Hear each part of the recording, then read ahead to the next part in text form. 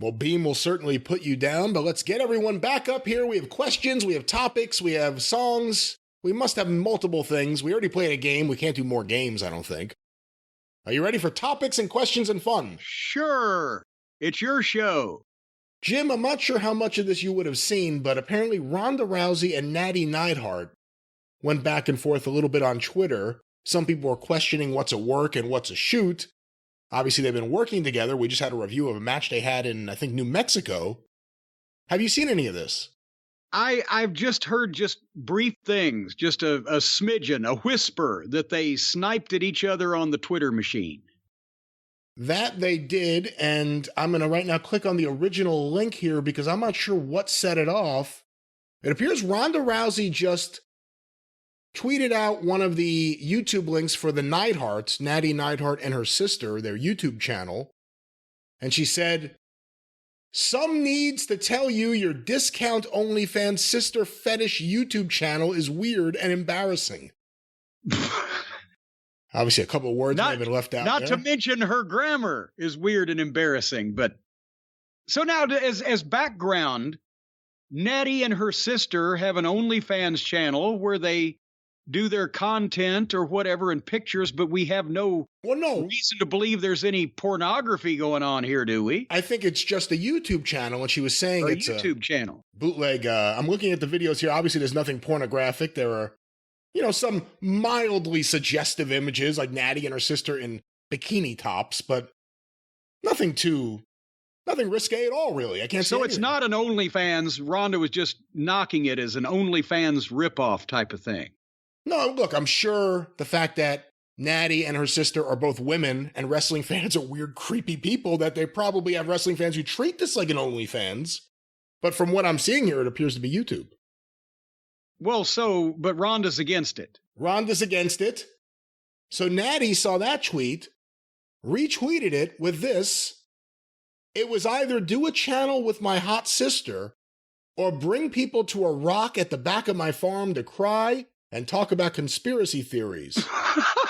I chose the sexy sister thing. Because we might be weird, but we're not as weird as your hot takes on life." Wow. And then she plugged in OnlyFans, so there is an OnlyFans for the sister, Jenny Neidhart. Well, there you go. So, but the point is, Ronda apparently, we've heard that Ronda has some different beliefs on the various things that go on, right?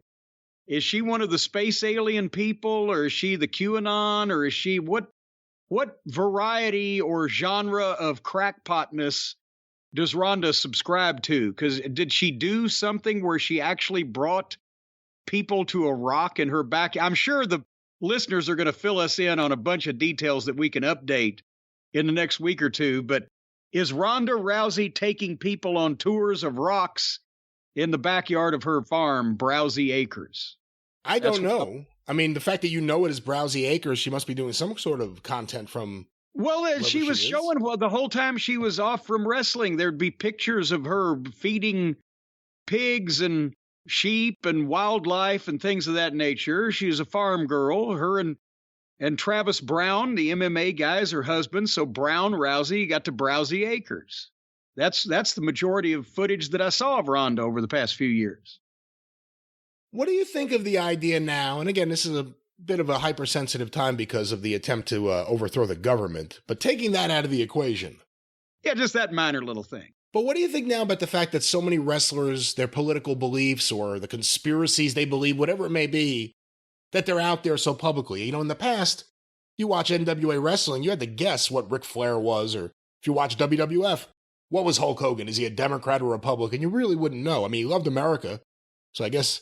the Republicans would grab hold of him and say he's ours. Well, whichever side, I mean, one really does and the other one claims to for votes. So the fact that this is happening on Twitter, and again, I said we don't know what's at work and what isn't. It seems a little stiff to be at work. But what do you think about the idea that someone puts their politics out there and then someone throws it back in their face? Well, I mean, if you're going to put something out there that is throwable, backable, then you got to expect that.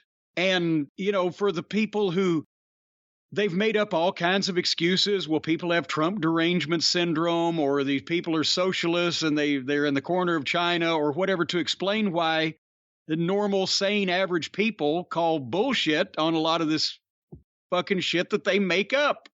Meanwhile, the government's being overthrown on January 6th, but they think it's a tourist attraction.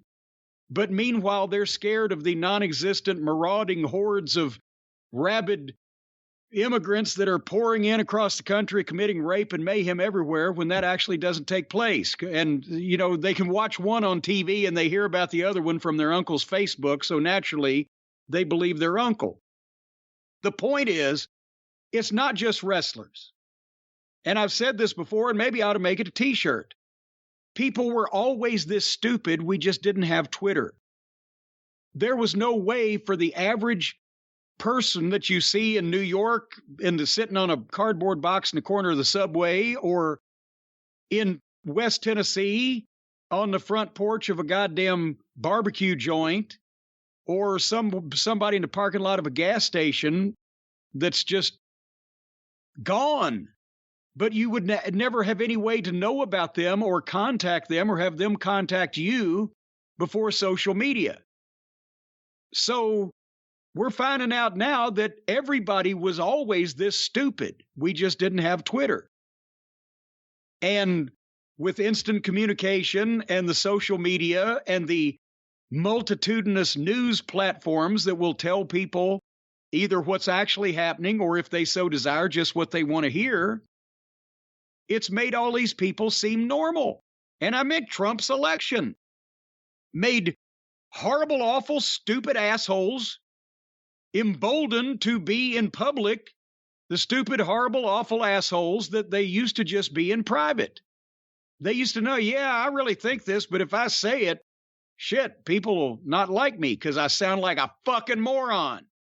But now that there's so many other fucking morons out there that in most cases are even worse than that particular guy, he said, well, I can say all this stupid shit out loud that I really believe because I'm not unusual anymore. So now we find out that it's not just some idiot that thinks there's Jewish space lasers or whatever the fuck. There's multitudes of them, and they elect their own kind to public office. So there you go. I don't think it's just the boys. I think it's everybody.